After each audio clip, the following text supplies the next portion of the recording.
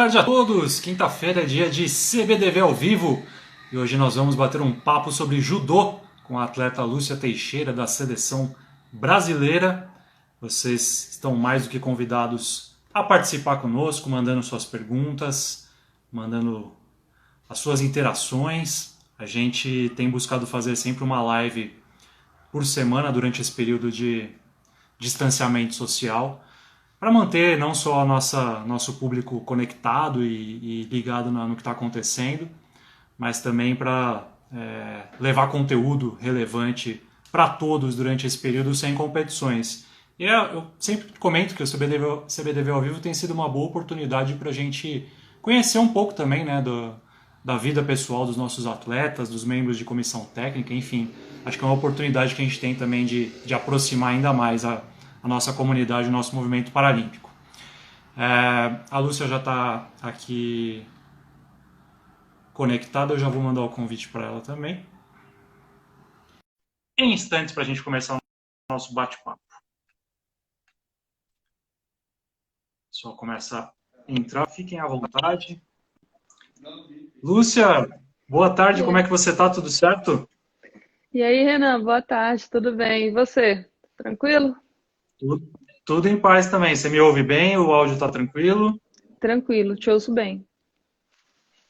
Maravilha. Lúcia, primeiro eu queria que você se apresentasse para quem ainda não te conhece. A gente tem sempre, lógico, muita gente do movimento paralímpico acompanhando o CBDV ao vivo, mas também tem pessoas que estão se inteirando agora das nossas modalidades, dos nossos atletas. Então fala um pouquinho de você, quem é você, tua idade, há quanto tempo você pratica o judô profissional? Eu sou Lúcia Araújo, do Judô Paralímpico, tenho 38 anos, até daqui a 15 dias, né? Tá Pratico o judô, chegando. tá chegando. Pratico o judô desde os 15 anos, comecei no alto rendimento com 27 anos e estou na seleção desde 2007. Eu possuo baixa visão, tenho toxoplasmose congênita e E é isso. Basicamente, para Você, começar, é, você, como é que foi a questão da sua deficiência visual, Lúcia? É, como que isso foi impactando a sua vida desde o início, desde que você teve que começar a lidar com essa questão? E o quanto que isso te fez mais forte, não só como atleta, mas também como pessoa? foram várias etapas, porque eu possuo baixa visão, né? Normalmente o que acontece é que quem tem baixa visão, ela não é cega, né? E nem enxerga normal. Então você fica no meio do caminho. Eu costumo brincar que a gente fica no meio do caminho. Você não é cego nem enxerga. E Aham. eu fui criada, eu sou a única que possui deficiência visual, e de três irmãos, eu sou a mais velha. Então eu fui criada como se eu não tivesse deficiência. Porém, eu tinha minhas limitações, mas dentro de casa nunca se foi visto como um deficiente. Eu só não enxergava.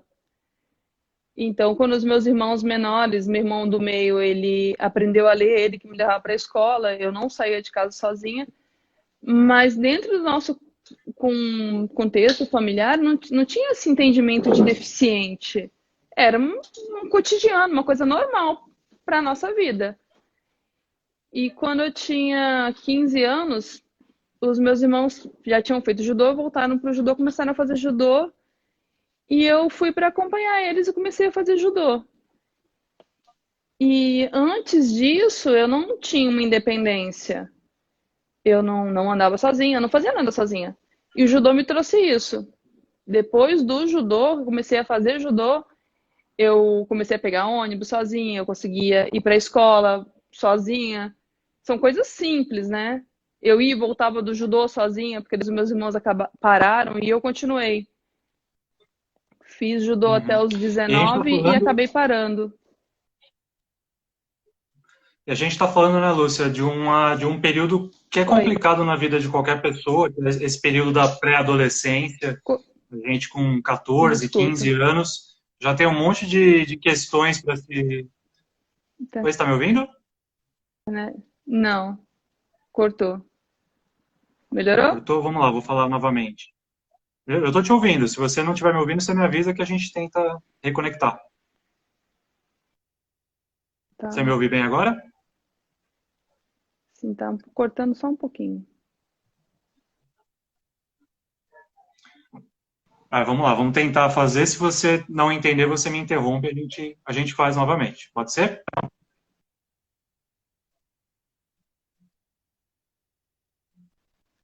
Lúcia, você me escuta? Agora sim. Renan? Ah, eu acho que está com um pequeno problema na conexão. Não sei se você está num local que pegue bem a tua conexão de internet, às vezes pode ser Eu isso. só vou conectar aqui, mexer aqui na internet um pouquinho. Tá, eu vou aguardar a Lúcia se conectar ali. Enquanto isso, eu vou já dando uma olhada em quem que está presente aqui na nossa live. Oi. A Lúcia tinha dito que era para eu avisar a hora que a Neu Novaes aparecesse. Bom, ela apareceu, Lúcia, já mandou um oi aqui, então agora é a hora de você responder para ela não dizer depois que você deixou passar batido. Ah, eu já ganhei aquele oi especial. Neuza, Já ganhou. beijo, um abraço bem grande. Obrigada pela torcida, você sempre tá me apoiando. Obrigada mesmo. E sua filha é top, antes que eu me esqueça, né? A Neuza, Quem está ela aqui é. também, a Jéssica está aqui também com a gente. E aí, A Jéssica? Alana Maldonado também já E entrou aqui aí, para Alana? participar. A Giovana Moura, da Seleção Brasileira de Goalball, também participando aqui conosco. E aí, Giovana? Lúcia, vamos lá, vamos retomar o que eu ia te perguntar. É que eu dizia que, assim, você falou que até os 15 anos você não tinha a independência que o judô acabou te proporcionando. Você dependia de alguém para fazer todas as suas tarefas cotidianas.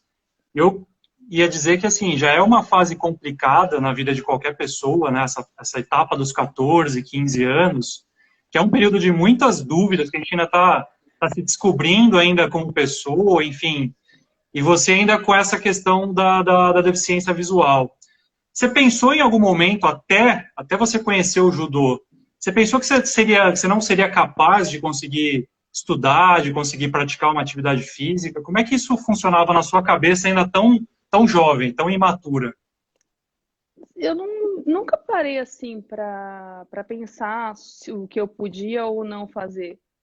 Eu não tinha noção, assim, consciência de que eu tinha uma deficiência. É claro que você tinha a questão da escola, de não enxergar quadro, aquela questão do preconceito, mas eu não tinha esse receio de o que eu vou fazer. Naquele momento, assim, nunca passei por isso. É que o legal é que o judô apareceu para mim num momento muito bom. Foi um momento que eu precisava, porque 15 anos foi quando surge aquela coisa do que eu vou estudar, o que eu vou fazer, o que eu vou ser, né? Então foi num momento muito legal. Se bem que, segundo os médicos, eu nem iria me alfabetizar, né? Na época, com 5 anos, o médico virou para minha mãe e falou assim: mãe, se ela aprender a escrever o nome dela, a senhora se dê por feliz, porque ela não vai se alfabetizar, não. Caramba. E aí, assim, cada ano, né, era uma conquista muito grande.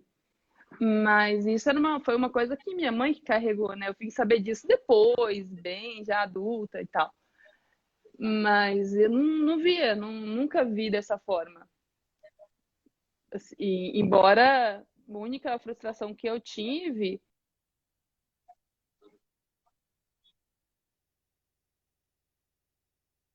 não enxergar. E isso foi uma coisa que me Acho doeu que muito, né? cortou um pouquinho, Lúcia. Você ia falar da sua frustração, acho que cortou bem na hora que você falou da frustração. Me escuta, Escuta, eu só Renan? pedi para você repetir o que você ia falar sobre a sua grande frustração que acabou cortando. Então, o meu primeiro único corte assim que eu tive na infância era que o meu sonho era fazer direito, né? O curso de direito. E aí Uhum. com 15 anos eu ouvi você nunca vai fazer porque você não enxerga. É muita coisa para você ler, você não dá conta. E como eu fui criada como se eu não tivesse deficiência, então eu desconhecia todos os recursos. Conhecia algumas coisas, conhecia o Dorina Noio, mas eu não interagia com essas ferramentas. Eu vim interagir em 2007, quando eu comecei a me aceitar com deficiência visual. Em 2006, eu falei assim, não, eu tenho uma deficiência e eu vou fazer um curso que eu fiquei um tempo com a minha mãe mora fora hoje, e eu queria trabalhar Uhum. lá. E eu voltei para o Brasil só para fazer um curso de massoterapia que eu sabia que existia, que era voltado para pessoas com deficiência visual. Porque eu sempre gostei de massagem, falei assim, eu vou voltar para fazer esse curso, que são 2 anos, e depois eu volto para trabalhar e ficar para lá, porque tinha mercado, né? E quando eu vim Uhum. fazer esse curso foi quando eu te conheci uma menina cega,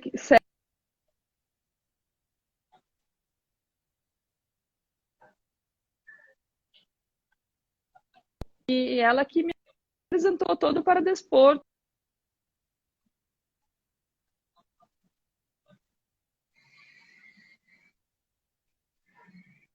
E aí, Também tá cortando um o mundo pouco de ainda. novo.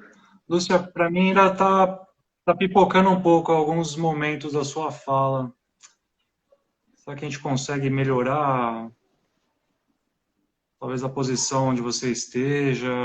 Não sei, alguns trechos da tua fala estão cortando para mim. Será que o Eu não sei seu. se isso está acontecendo só para mim, as pessoas que estão acompanhando o live podem também comentar. Ó, a Alana Maldonado acabou de colocar aqui, ó, tá cortando muito. Acho que deve ser algum problema de conexão. Será que sem o fone fica melhor? Me escuta? Eu não sei se é questão de. Escuto, vamos tentar. Eu acho que era um problema mais da conexão, não do seu fone, mas vamos lá. É, Se não tiver tá muito ruim, de repente a colaborando. gente pode fazer uma pausa e aí você tenta ver se tem alguma posição melhor de conexão aonde você está para a gente retomar. O pessoal está comentando aqui, ó, tá cortando bastante.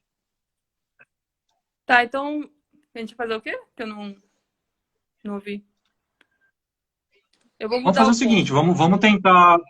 vamos tentar continuar. Se seguir esse problema de cortar muito a conexão, a gente interrompe a live momentaneamente. Você vê se você consegue achar alguma posição aí na tua casa onde o sinal esteja pegando melhor para a gente entrar ao vivo de novo, Tá, tá bom? tá bom. Deixa eu ver se eu consigo pendurar aqui. Vou pendurar o celular pra ver se melhora. Vamos ver. Oi, caraca. Não, não dá. Aquelas coisas, né? Vamos ver. Acidentes domésticos, Lu, acontece com todo mundo, relaxa. Vamos ver. Ô, Lu, e Agora aí parece que você tá um falou que o pouco judô melhor. apareceu. Para mim acho que agora tá um pouco melhor. Vamos ver se o pessoal vai comentando aqui se melhorou. Aí você falou que apareceu o judô. E aí o judô mudou absolutamente tudo na sua vida. Como é que se deu essa mudança? A partir do momento que você pisou no tatame e começou a praticar, foi a coisa de amor à primeira vista? Ou foi também algo de persistência, de você não ter se achado tanto assim no início, não ter gostado tanto da prática, mas acabou indo porque era uma distração? Como é que funcionou o judô nessa transição? Foi não dá, assim, vou tentar explicar. Quando eu comecei a fazer judô, não teve dificuldade. Porque eu era apenas uma faixa branca. Eu não era. Uhum.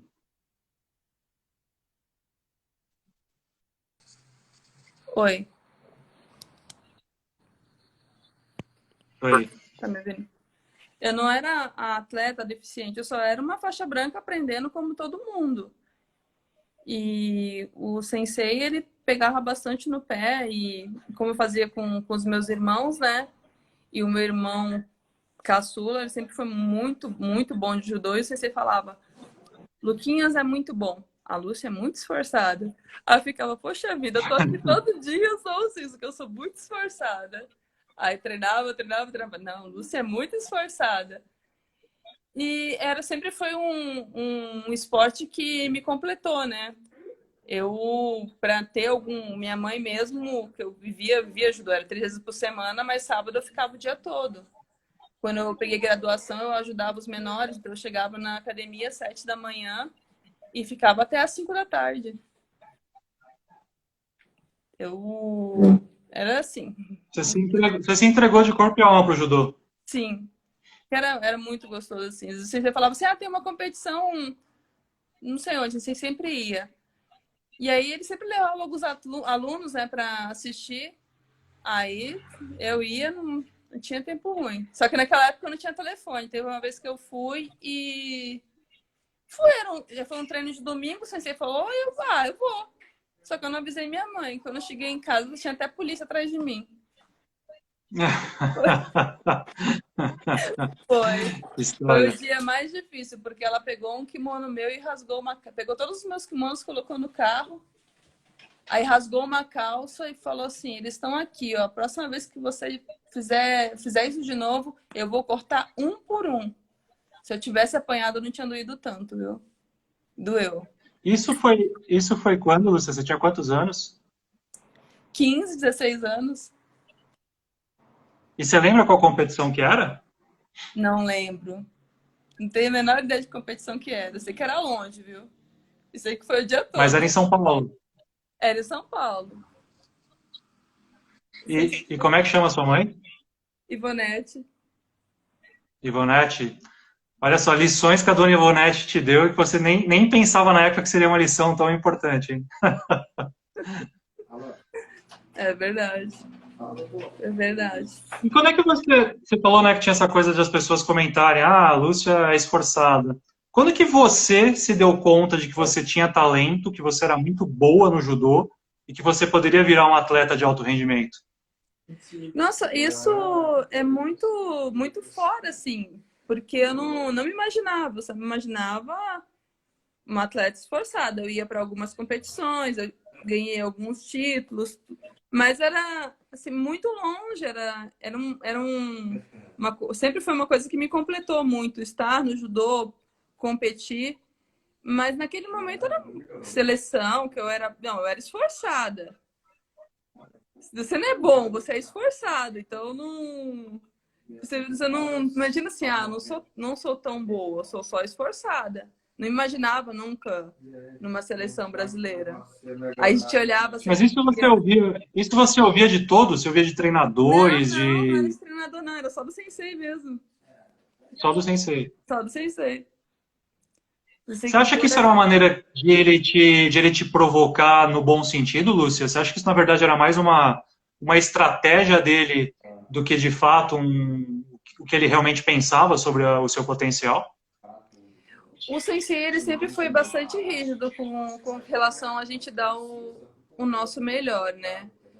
Questões de chegar na academia, sempre procurar um ajudar o outro, se chegasse atrasado, cumprimentar todo mundo. Então, era assim, só quem foi aluno do Sensei Kimura consegue entender. Não era só comigo, era com todo mundo. Ele sempre cobrou isso de você sempre se dedicar e sempre dar o melhor e se esforçar. Claro que tinha alguns que eram fora da curva, né? Que era o caso do meu irmão, que tinha todo o potencial para o esporte, que eram poucas Uhum. pessoas na academia. Mas fora isso, ele sempre colocava para a gente estudar e ter outros objetivos, né? Não só o judô, mas se fosse fazer judô, fazer um judô sério. Isso é uma característica bem peculiar do judô, né, Lúcia? Essa rigidez e essa questão de não ter, assim, lógico, o esporte de alto rendimento nunca vai ter moleza para ninguém, mas o judô tem toda uma filosofia que é muito mais rígida, muito mais de concentração, de você não se desviar ali da sua trajetória em momento algum. Isso você acha que te serve também na vida fora do tatame? Isso te trouxe um senso de responsabilidade muito grande? Sim, isso você acaba trazendo para o dia a dia, né? E depois que você é mãe, mais ainda, né? De tentar fazer. A gente vai tentando corrigir, né? Corrigir, todo dia você tenta fazer o melhor, mas é uma cobrança interna muito forte. Porque já lá atrás já foi plantado, né? Vai mudando, mas o judô ele acaba te trazendo, te acrescentando isso. Na minha época, eu sei que tinham crianças que eram bem problemáticas e todo mundo não dava nada por elas. E no último encontro que eu tive com o sensei, ele falou assim, o meu maior orgulho é que todos os meus atletas tiveram um bom caminho. Estudaram ou se formaram, foram pessoas de sucesso. Isso Que todo. bacana. Então, sempre foi um orgulho dele. Então, eu consegui passar alguma coisa. E que fim deu a carreira dos teus irmãos, que eram bons e você era esforçada? O que que aconteceu com a carreira deles e o que que você acaba dizendo hoje em dia para eles? Na verdade, o bom é o meu irmão caçula, que o do meio, ele estudou, foi só um período curto. O meu irmão do meio, ele trabalha com que o Leonardo trabalha? Tecnologia de informação. Tecnologia de informação. E Uhum. hoje ele tá em Pernambuco, foi transferido para lá, mas ele é muito inteligente. E o meu irmão caçula tá fazendo medicina.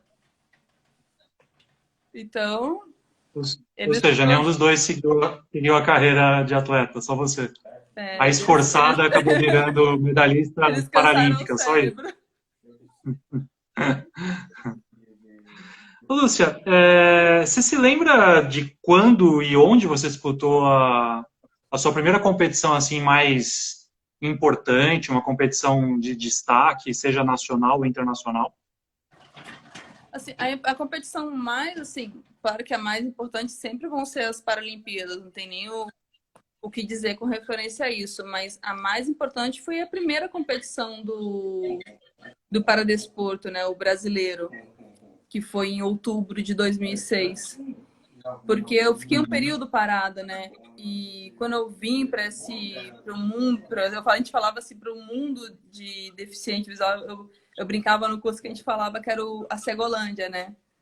Porque eles falavam que eu parecia tipo Alice no País das Maravilhas, porque cada dia era uma coisa nova e para mim era um mundo muito muito novo de possibilidades, né? Quando você aprende, se descobre os recursos. Eu voltei para o esporte que eu gostava e descobri que ser deficiente era só um detalhe, que eu podia fazer o que eu quisesse, porque existiam recursos para...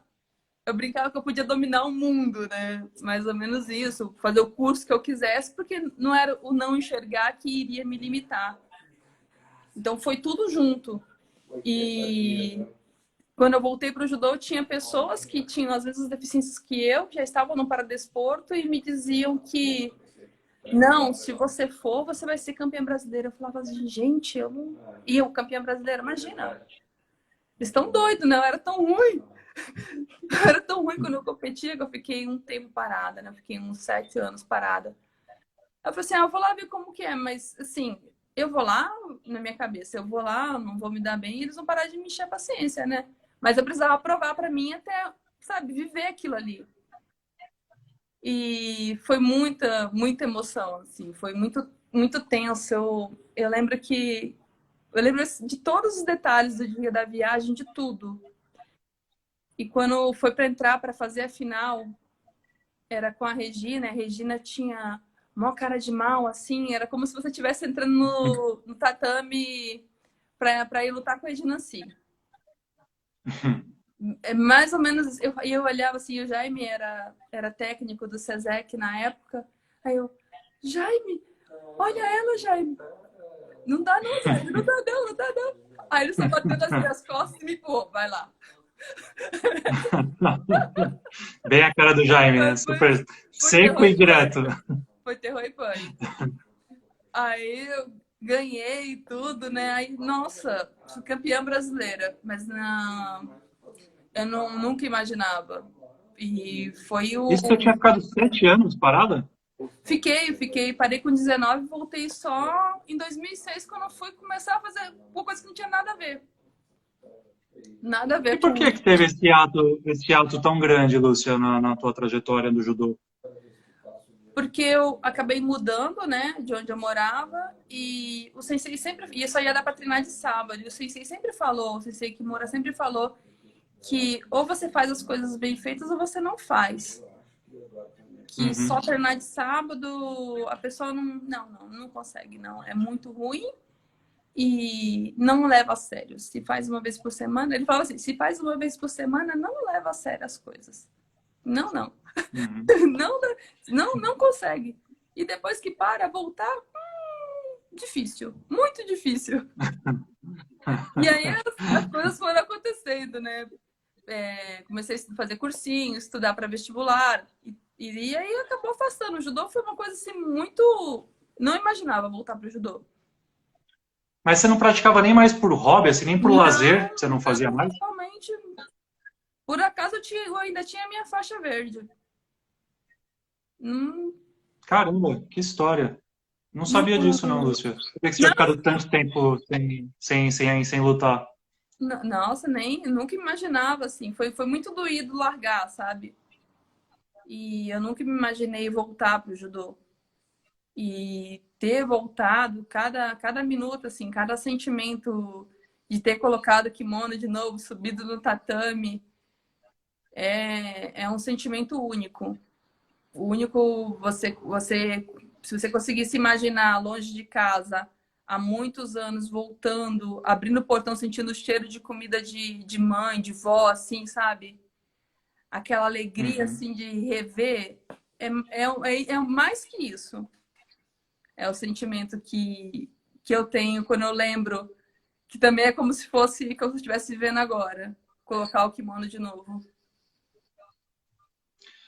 E durante esse período todo, você falou que foi muito difícil largar. Mas é claro, o tempo sempre acaba sendo um bom remédio para as nossas feridas. Esse período todo, você se acordava e ia dormir pensando que talvez você pudesse estar no judô? Ou você simplesmente deletou isso do seu horizonte e falou, não, o judô é passado, agora eu vou focar em outras coisas? Eu não coloquei como passado, né? Foi. Foi, né? Nunca eu não coloquei. Tanto que eu não tenho uma foto daquela época de quando eu fazia judô. Hoje eu tenho porque eu peguei com uns amigos. Mas eu não tenho. Uhum. Eu, tipo, coloquei tudo num baú e deixei escondido para não lembrar. Nossa, é emocionante até pensar nessa tua retomada, nessa tua primeira competição que você estava contando. Como é que deve ter sido a sensação de você vestir o kimono, de você estar lutando. E quando você voltou a praticar o judô, quando você decidiu retornar, aí você seguiu os conselhos do Sensei Kimura e você começou a treinar mais de uma vez por semana? Ou foi uma coisa meio que gradativa? Como é que funcionou esse teu retorno ao judô? Ai, foi muito tumultuado, porque eu, eu tive alguns problemas familiares na época, né?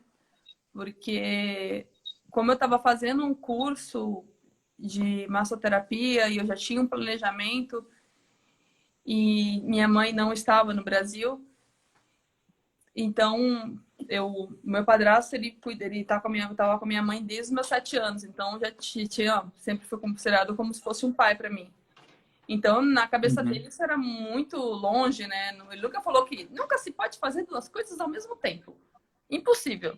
Uma vai se levar mal. Ele sempre falou isso. Então, eu cheguei um momento eu fui proibida de praticar judô em casa. E Entendi. eu fui pro Rio na cara e na coragem. Nunca tinha viajado sozinha e fui.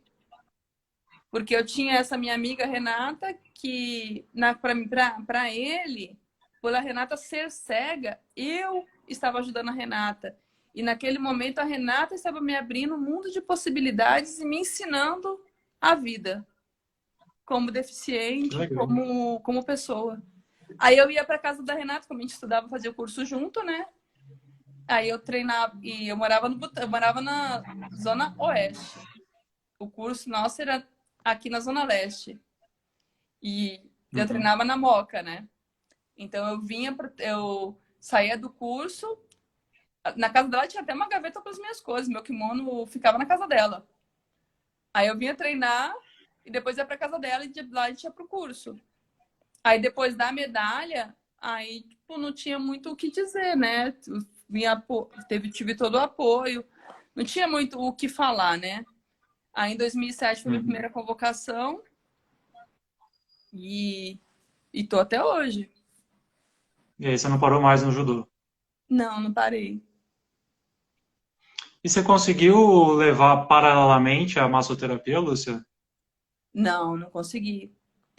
Porque o que acontecia? Eu acabava com a minha mão, né? E aí os professores queriam me matar. Aí o professor falava assim, olha, não tem como.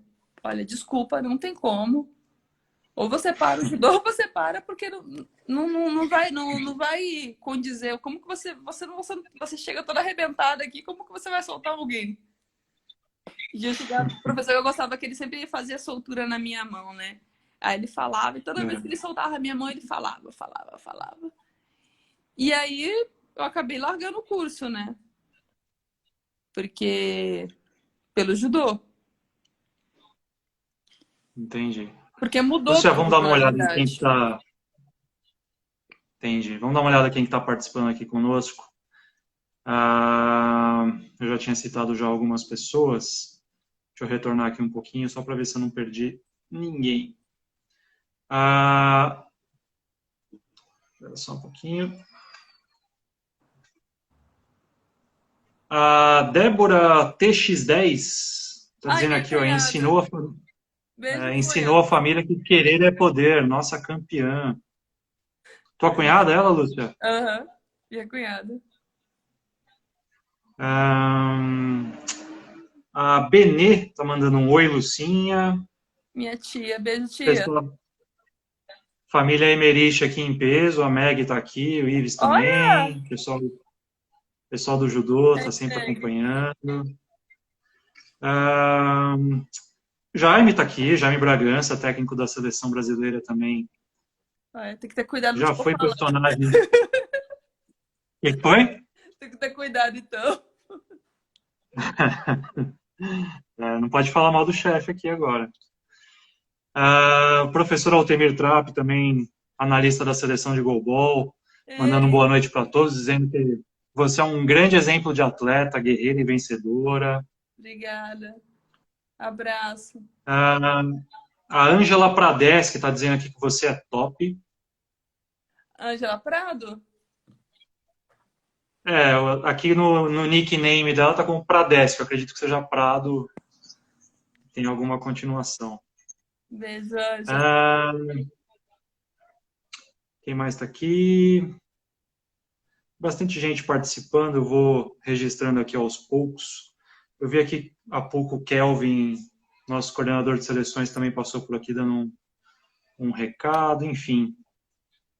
Galera que sempre acompanha os nossos programas, participando e dando aquele incentivo para nós. Aqui também a Rafaela Aquino, judô. Boa noite, amigos, linda história. Acho que é Rafael Aquino, perdão. O Rafael Aquino, judô, mandando um boa noite. Boa noite. Isso. Lúcia, vamos falar um pouco de Paralimpíadas. Quando que foi a tua primeira? Foi em Pequim, 2008. E o que você tem de lembrança dessa tua primeira Paralimpíada? Que não foi a primeira. Você ganhou medalha em Pequim, Lúcia? Não, ganhei só experiência. Não, né? Só experiência. Como é que foi essa experiência lá na China? Foi bom, assim, teria sido melhor, né? Mas foi mágico, né? Primeira Paralimpíada a gente nunca esquece. Pude presenciar a 4ª medalha de ouro do Tenório, né? Que era uma coisa assim, foi tudo muito novo, porque eu entrei na seleção em 2007, 2008 eu estava indo para a Paralimpíada. E tive 2 competições, né? Mas eu não fui bem nas competições que teve antes, que pontuavam para a Olimpíada. Inclusive, a Dani falou na live, uma live que ela estava outro dia, que quem acabou, eu era 63 na época, quem acabou classificando o peso para Pequim foi a Dani. A Dani classificou o 57 e o 63. Aliás, né, Dani, obrigada de novo. E eu acabei indo no 63 para Pequim. Eu comecei a vivenciar a vida de atleta, de treino forte. Em 2008, eu treinei muito. A gente treinava o Jaime, 7 horas da manhã, o Jaime estava batendo lá em casa para a gente treinar. Aí ia todo mundo treinar, a gente treinava muito forte. A Deane Almeida, ela, a D, ela é uma grande amiga, né? Mais que amiga, é minha irmã do coração, a gente fala que é prima. E ela veio para São Paulo para se preparar para Pequim. Então, de manhã era eu, ela e o Helder, que ele era 60 na época, e a gente saía para treinar com o Jaime de manhã. A gente treinou muito forte. Infelizmente, a gente não ganhou medalha, e eu lembro que quando eu perdi, né, a competição, e eu chorava muito, aí eu, a Deane e a Mi no banheiro chorando. Aí a Deane me abraçou assim, e agora? O que vai ser de mim? As minhas inspirações, você, o Helder, vocês perderam e eu. Eu falei, agora você tem que ganhar pela gente. E graças a Deus ela ganhou, deu tudo certo assim para ela, que foi uma conquista nossa, né? Infelizmente eu não ganhei, mas eu tenho assim a consciência que eu tava muito cru na época, assim. Enquanto tinha atletas que tinham que melhorar a parte técnica, outros tinham que melhorar a parte física, eu tinha que melhorar tudo. Então era assim, foi um trabalho árduo que o Jaime fez. Dei trabalho. E tem aquele deslumbre, né, de Paralimpíada, de Vila. Foi assim, foi embora eu não tenha ganho medalha, foi uma Paralimpíada única, porque a gente viveu muita coisa, né? Muita coisa. A medalha da Deane foi um alívio, assim, foi uma alegria muito grande. Foi um pouco... É como se você não ganhou, mas você vivenciou aquela medalha, todo esforço que você se esforçou, mas ela estava muito mais tempo, bem mais preparada que eu. Você entrou no meio do ciclo, né, Lúcia? No fim do ciclo, né? Tipo, Fim do ciclo, na verdade. Eu entrei em 2007, era tudo muito diferente, né? Era uma outra cabeça do que eu sou hoje. E aí passa Pequim, inicia-se o ciclo para Londres. Aí o seu foco já era outro. Aí você, de fato, falou, não, agora eu vou batalhar por uma medalha. Aí que o judô virou coisa séria, entre aspas. Quer dizer, já era séria, mas assim, foi a partir desse início de ciclo, dentro já de uma seleção brasileira, que você realmente passou a acreditar que era possível conquistar uma medalha? Assim, quando a gente treinou, tem uma coisa que eu preciso falar, né? Já que o Jaime tá aí, que eu nunca esqueço essa frase dele, vai ficar no meu coração para sempre. Quando a gente tava treinando para Pequim, treinava eu, a D, o Helder. Aí, o último treino, aí o Jaime virou pra gente e falou assim: se a gente continuar nesse ritmo por 4 anos, a gente briga por medalha. Aí eu olhei pra cara do Jaime, eu não falei, mas eu pensei, mas eu quero agora minha medalha, eu não quero esperar 4 anos. E foi um trabalho, né, de 4 anos para Londres. Foi uma mudança de categoria, que eu troquei de categoria com a Dani. E foi a primeira competição internacional com consciência de atleta mesmo, com as renúncias, com tudo, com o objetivo de medalha, foi em 2010. E quando mudou a comissão, mudou tudo, né? Em 2008 era o Jucinei. E aí, em 2009, mudou, veio o Garcia, que já era do regular, e o Jaime, o Jaime era coordenador, o Garcia era o técnico. E foi um ritmo alucinante. Aí foi Turquia, aí foi 2010, medalha, 2011, medalha. Aí 2012, que foi a Paralimpíada, mas aí antes, acho que foi 2012 ou 2011, agora não lembro, que entrou o projeto do time São Paulo, que foi, nossa, fantástico para dar uma tranquilidade para se dedicar só ao esporte, que eu já me dedicava só ao esporte, né? Uhum. E aí Londres foi a cereja do bolo, né? Porque eu já tinha construído durante o ciclo aquele lugar ali. E outra emoção totalmente diferente de Pequim, né? Com uma outra cabeça, porque não tinha aquele deslumbre de estar na vila, de você saber onde você está e onde você quer chegar, né? Um entendimento Já de... estava com uma cabeça formada de atleta de alto rendimento, né? Já era Sim, porque um psicológico todo diferente. no ciclo eu já tinha vivenciado, já tinha, sabe, cada competição já estava ali, já sabia que eu poderia encontrar lá. Então, você vai treinando, você vai conquistando a vaga.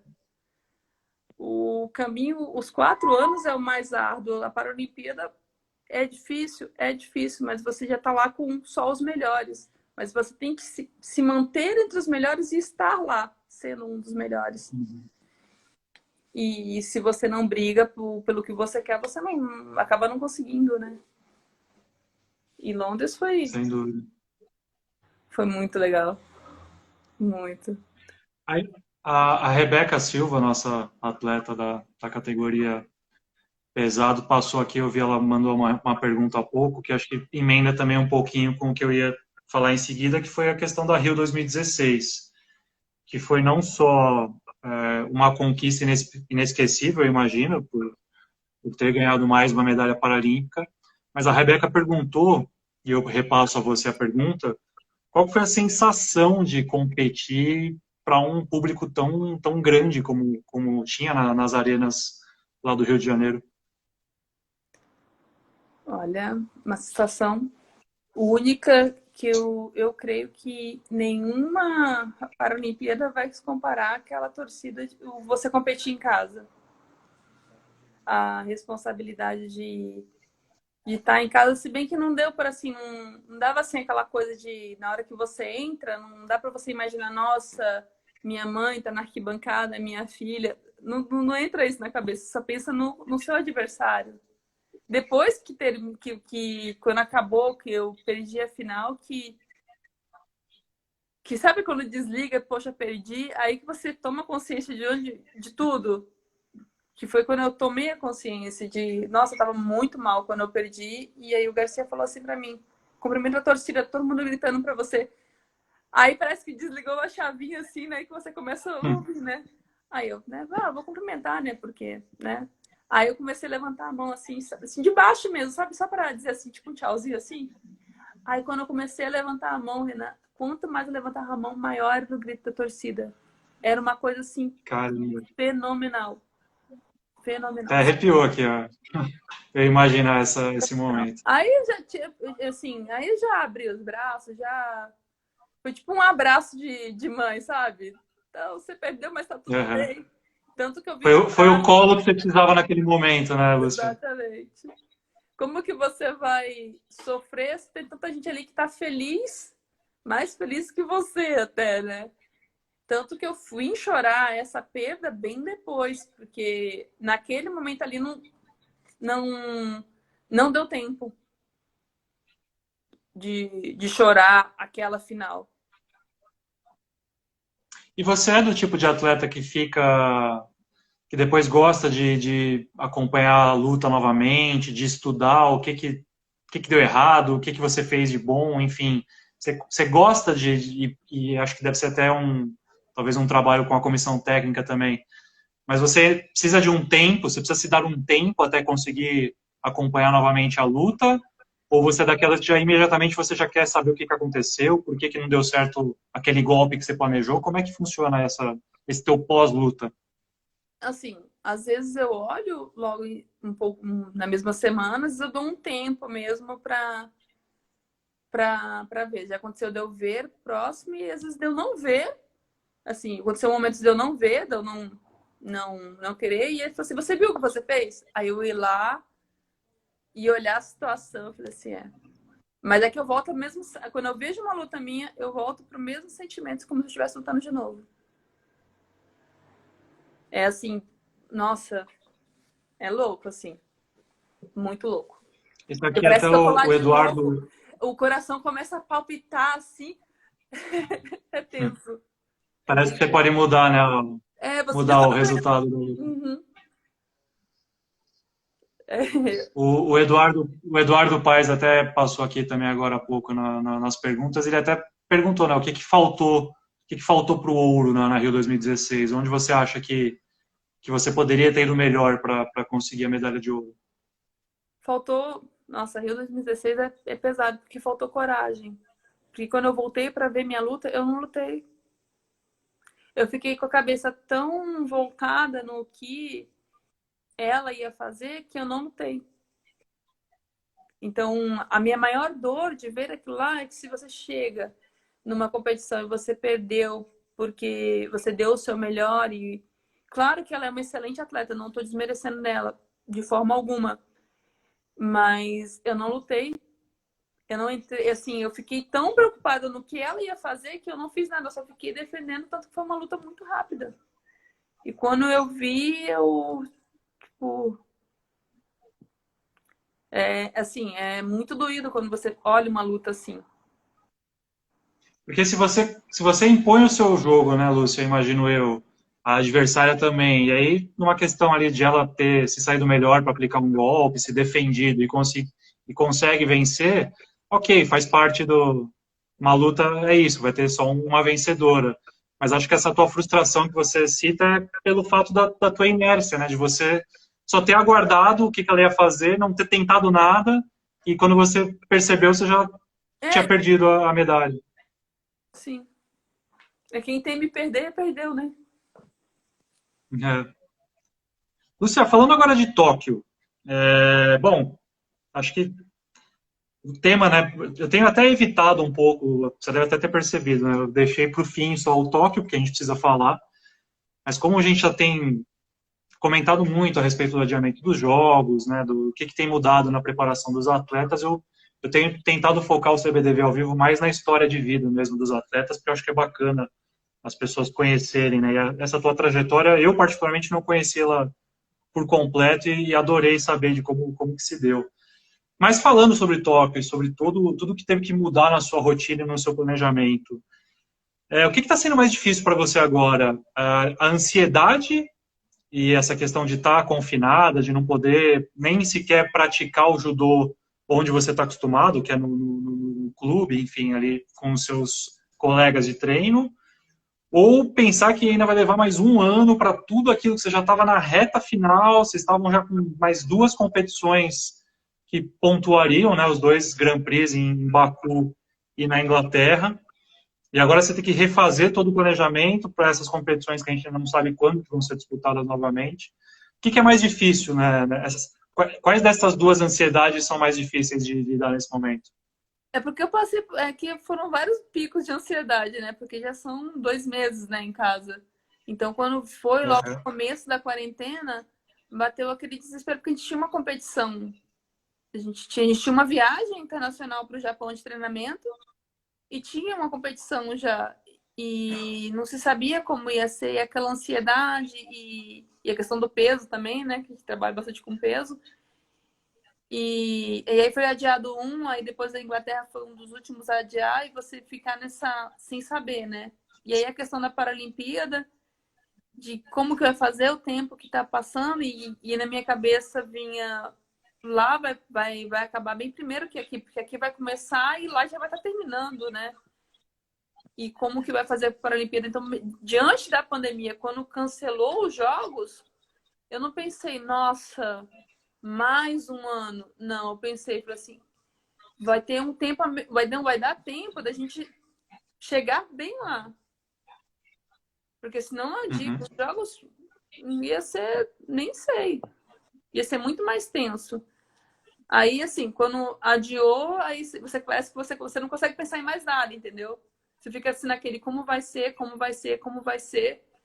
E não consegue organizar as outras coisas, porque você fica naquela ansiedade maior de voltar, porque não adiou. Aí eu falei assim, não, agora dá pra gente trabalhar. E aí fui ajustando as coisas, né? No começo eu queria fazer tudo junto e aí não dava. E desde o começo já fazia antes, mas em todo esse período de estar em casa, eu passo com a nossa psicóloga do esporte, porque a gente está com toda a nossa... os atletas estão com toda a equipe multidisciplinar, né? Os técnicos, preparador físico, fisioterapeuta, a gente está com tudo. Eles estão dando um auxílio, né? A gente está tendo contato, mas remotamente está tendo todo o apoio necessário. Então, a gente foi trabalhando ponto a ponto. O que a gente vai fazer primeiro? O que a gente está conseguindo fazer? Está conseguindo fazer a parte física? Então, vamos manter a parte física. Está conseguindo fazer o físico? Não vamos fazer tudo de uma vez. Vamos fazer pontual, com calma, para se acostumar a vivenciar. Então, foi tudo pausado, buscando a tranquilidade, porque se você quer fazer tudo, o desespero que dá é que você quer fazer tudo. Claro. E não é assim, porque você quer fazer tudo, depois uma hora que você sobrecarrega, você... Como fica? Porque não é só o treinar em casa, né? É uma outra didática. Eu tenho uma filha de 12 anos que acho que se tiver mãe aí, sabe que esse negócio de aula online é um teste cardíaco, emocional muito forte. É bem complicado você entender tudo isso. Aí eu quase nunca estou em casa, né? Porque esse ano mesmo já tinha tido um monte de competição. Então eu estava em casa, tinha que auxiliar. Uma coisa que para mim era totalmente nova, que eu só sofria quando eu entrava em semana de prova. Eu sempre sofri, né? Sempre foi complexo para mim. E aí eu tenho o meu complexo todos os dias, parece que é semana de prova aqui em casa. Então, você ter que lidar com essa nova realidade, a realidade da administração da casa também e manter os treinos. Então, se a a quarentena para muita gente tem sido o momento de ler um livro, né? Para você só sobrecarregou as tarefas, né, Lúcia? Saudades de um treininho no ginásio, hein? Tipo, vou sair correndo, pegar a mochila e sair, vou treinar. E aí, vou administrar tudo isso. Não, eu já consigo, já li 2 livros, estou no meu 2º livro da quarentena. Já eu não sou E o Helder tá entrando na dança aí do treino. O Helder, para quem não sabe, gente, Helder Maciel é o marido da Lúcia, é um ex-atleta de judô paralímpico também. Tem entrado aí na brincadeira, você tem utilizado o Helder como sparring ou não, Lúcia? Ele ficou de UK para mim uns 2 dias, mas ele ficou com o ombro meio sobrecarregado e ele tá em repouso por tempo determinado. É recuperação. Tá em recuperação. Tá na fisioterapia. Mas é porque o treino também mudou e, por enquanto, eu tô deixando ele quietinho ali para quando precisar, para treinar. Porque os treinos que estão sendo passados, como tem borracha, né? Eu faço na borracha. Aí eu acabei comprando um tatame para adaptar. E essa semana consegui uns pesos. Eu já nunca imaginei que eu fosse sentir saudade da musculação, mas estava sentindo falta. Tava igual criança no play aqui. Que eu moro em casa, né? Eu acho que é mais tranquilo quem mora em casa para algumas adaptações. Mais espaço, né, Lúcia? Mais espaço. A gente acompanha sempre os teus stories do Instagram. Inclusive, tem uma pessoa aqui, a Silvia Cami, que ela até mandou aqui uma mensagem. Oi, Lucinha, te conheci através do Instagram e quero agradecer pelo conteúdo diário. Obrigada por nos inspirar. Tá vendo só? Além de mãe, atleta, administradora da casa, você tá virando influencer, já. A pessoa fala que eu tô virando blogueira agora. Tá virando blogueira. Eu tô administrando o tempo, vamos ver, né? Vamos ver. Lúcia, infelizmente, falando em tempo, nosso tempo acabou. Eu adorei essa conversa que a gente teve, além de tudo, isso é uma simpatia. E queria te agradecer de coração por ter participado aqui desse CBDV ao vivo. Renan, eu que agradeço. Você deixa a gente, nossa, super à vontade. Você é 10 mesmo. Quero agradecer a todo mundo que participou da live. E E o apoio também, né? Porque também não dá para não deixar de falar que assim, tem uma estrutura por trás de cada atleta, né? A CBDV, ela está estruturando a gente está tendo um acompanhamento da coordenação, é porque a CBDV está atrás, né? Dando esse respaldo para a gente, para amenizar o estar em casa. E isso é muito legal. A CBDV, ela tá de parabéns também pelas lives. E eu acho importante a gente estar passando isso pro pessoal e para estar sabendo, né? Obrigada a todo mundo que assistiu. E é isso, né? Acabou. Se cuida por aí. Um abraço em toda a família, um abraço no Helder, um beijo na sua filha. Espero revê-la em breve nos tatames, porque a gente está com saudade de competições, está com saudade dessa movimentação dos torneios, enfim. Que tudo passe e que a gente fique bem em casa com saúde. Beijo, Lúcia. Amém. Beijo, Renan. Tchau. Tchau, tchau.